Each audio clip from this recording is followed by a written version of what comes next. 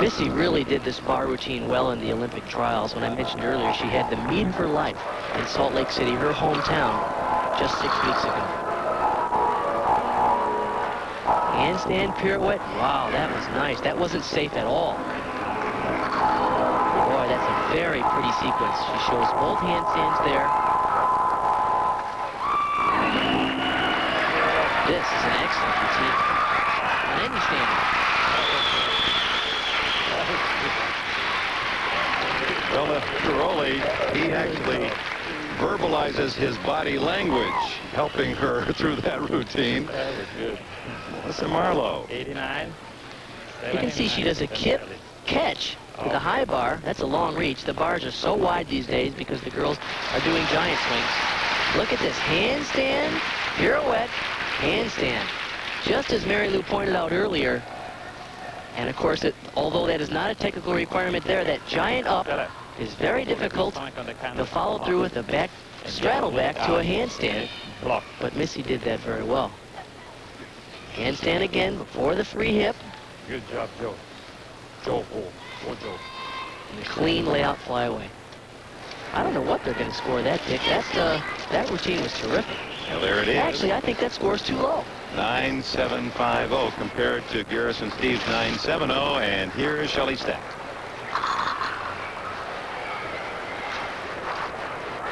Nice work. That was the way to finish that pirouette.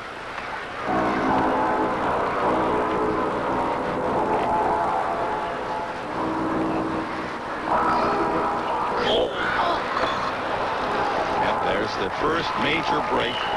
You did not see that from the Soviets or the Romanians. Of course, now you have to think about this is the score that will be dropped as the low score of the 6.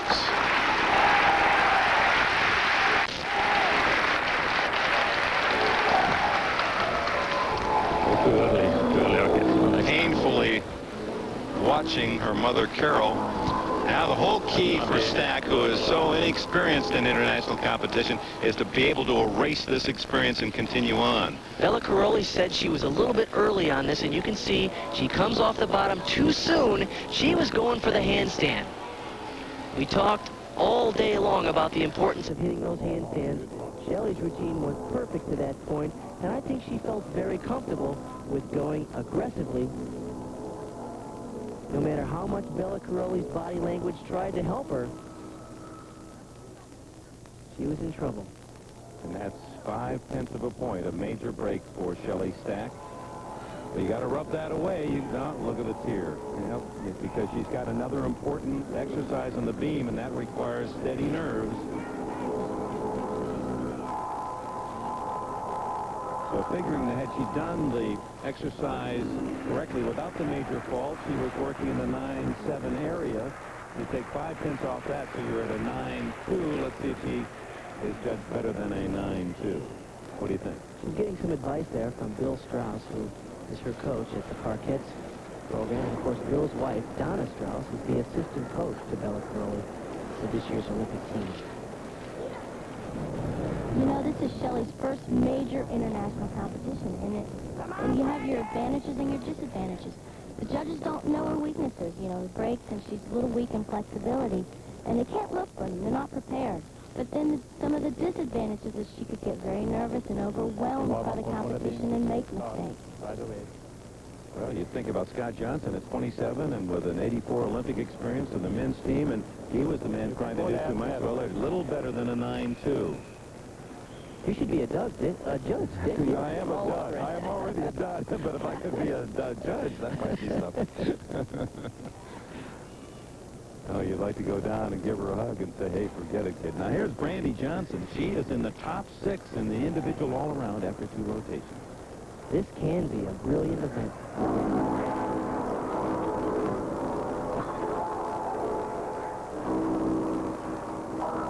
Very short there.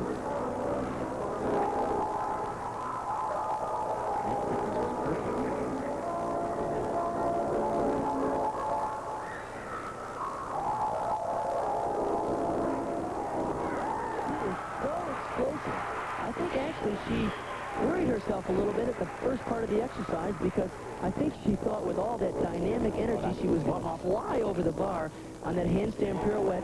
So as Mary Lou had mentioned, it was really critical that she learned to control that adrenaline that she has.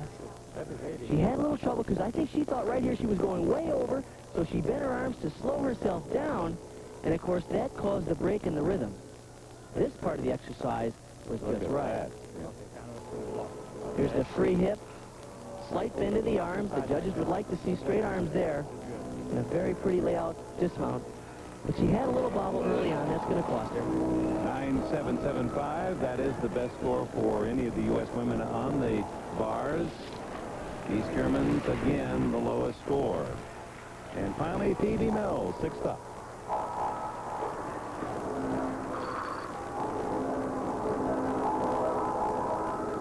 Handstand pirouette, that was a little bit over. A little bit safe on the handstands. Free hip right to the top, and a nice flyaway. You know what I think happened there, Dick, is that, you know, the psychology of the athlete is that the performance before them many times can throw them off. I think she saw that Brandy had a little trouble, and I feel that Phoebe went a little bit safe on that routine. And I think Brandy had a little trouble because she had just seen Shelley Stack fall, and I think that the ripple effect of just one major break affects the entire team. Especially on an event like the bars, because the gymnasts, of course, have to challenge the handstands, and when you start to chicken out, you really have trouble.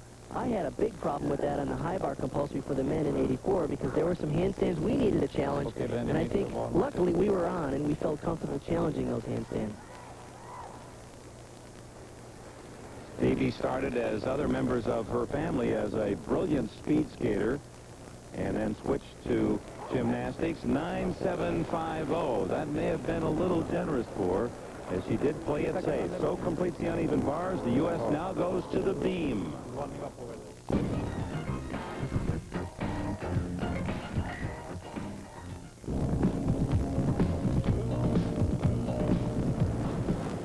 There's the story, United States in 4th, but we'll go back to that because Shelley Stack, after that fall on the uneven bars, is up on the beam first for the U.S. It's going to be very tough for Shelley to regain her composure after making a mistake on the bars. She handled that full turn very well. It's one of the tricky elements in this routine. The most treacherous of the 4 rotations, the balance beam. Very nice arabesque after the back handspring. That's one of the elements the judges are looking for.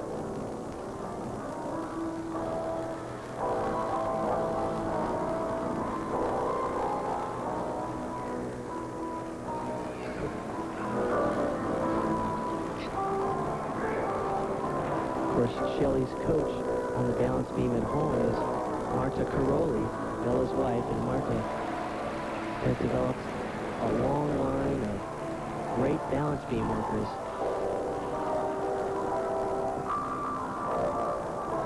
Shelley is handling this routine very well. Consider the composure. This is a girl you call to say, will you mind sitting for my kids so we can go out to dinner tonight? She's a 10th grader. And here she is in the Olympic Games, and after that disaster on the uneven bars, able to pull herself together. That's something for which her mother should well applaud, to admire. And what a great face. What eyes. Okay, let's go back to the team competition. It's so crucial for the United States to finish tonight in the top 4. Why?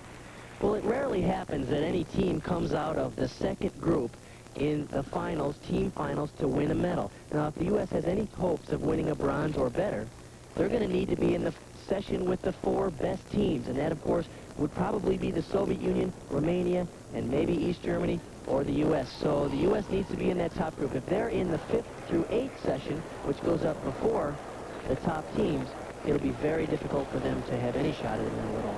Now, their stat score, 9.625. The U.S. needs to average 9.615 to stay in 4th place.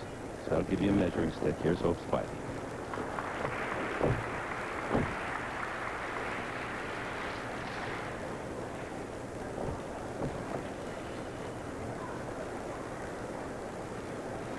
Very nice full turn. She doesn't seem tentative at all.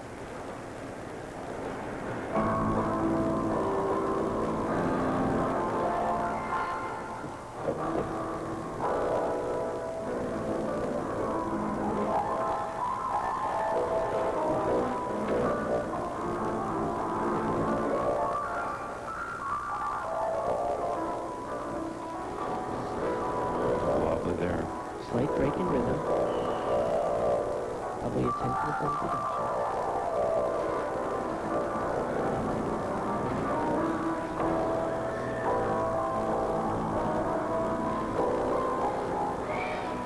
Solid on the handstand, pirouette down.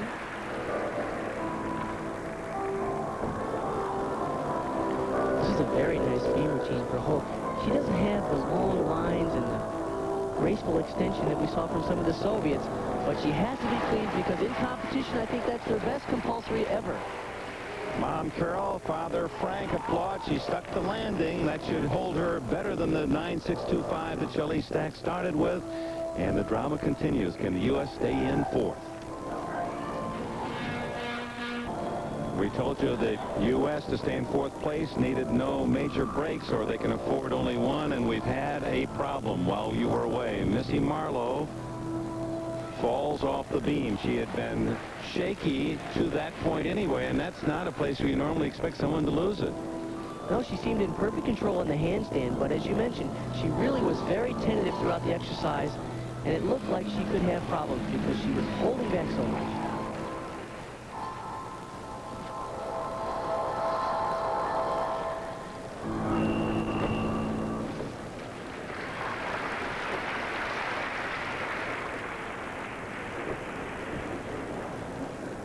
Brandy Johnson. Now, there's no room for any other major faults because they'll throw out Marlowe's score of 8.975.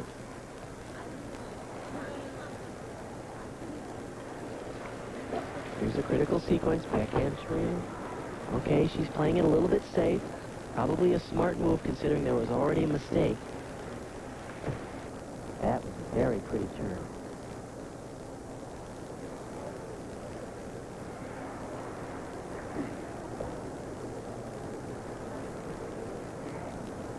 What's really scary about when there's a mistake halfway through the lineup is what it does to the rest of the gymnasts. We saw them have trouble on bars after a mistake early. It's important that the U.S. team fight here because they can afford one mistake, as you mentioned, Dick. That score will be dropped out. They can't afford two. Dismount. Once again, just about bounding off the mat. So Brandy Johnson should score well enough, and that'll leave the pressure on Garrison Steeves and Phoebe Mills, the last two. We said they had to average 9.615. Here's the full turn.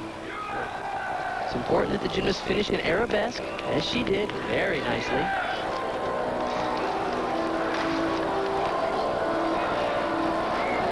There's the handstand. Complete split. She actually could use a little bit more flexibility there. But considering the circumstances and the nerve-wracking situation, very nice routine.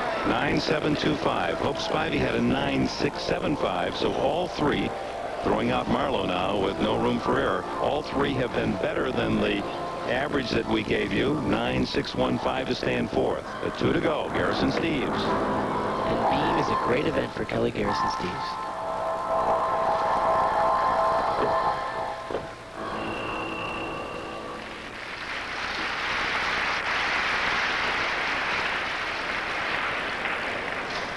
Comes the full turn.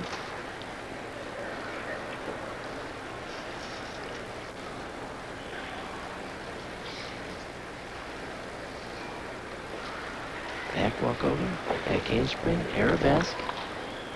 Beautiful.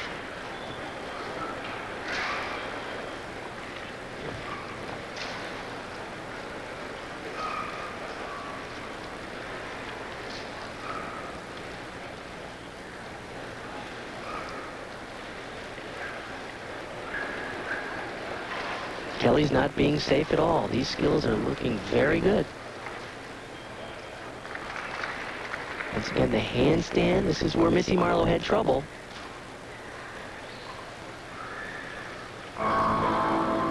Not a problem for Kelly.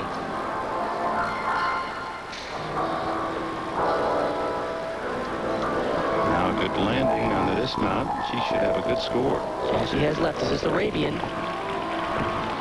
One hop. A very good exercise, though. Now we're getting mixed information now statistically, and it's difficult in trying to figure the fourth place situation. We thought a 9.615 average would do it. Now we get word that the Garrison, Steeves, and Mills would have to each score 9.5 or better in order to keep the U.S. in fourth place, and that's going to be mighty difficult. You don't get those kinds of scores on the beam. And certainly Kelly Garrison Steeves won't, because she had the hop at the end. That, even with the perfect routine, would be a 9.9. So they will not make fourth place regardless of what Phoebe Mills does.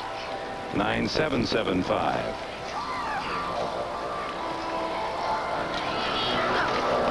It's interesting to note that the Chinese judge had a 9.9 and a 9.8 from the Soviet judge. Phoebe Mills.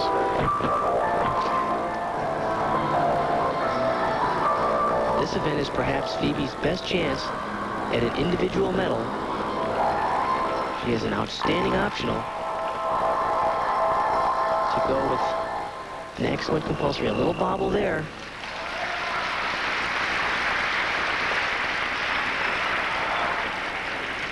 She needs to score near a 9.9 to keep hopes of, serious hopes of a medal in the individual events. A handstand, very pretty. Look at the line. Elegant presentation. Now we get another word. She needs only a 9.4 or better for the U.S. to stay in fourth place. So we've got three different pieces of statistical information. I hope you've sufficiently confused. You can tell how nervous she is. She bent her arms a little bit on that pirouette. She's trying just to hang on. I'm sure glad the guys didn't have to compete on the balance beam. This is very nerve-wracking. Here's the dismount. Nice stick landing.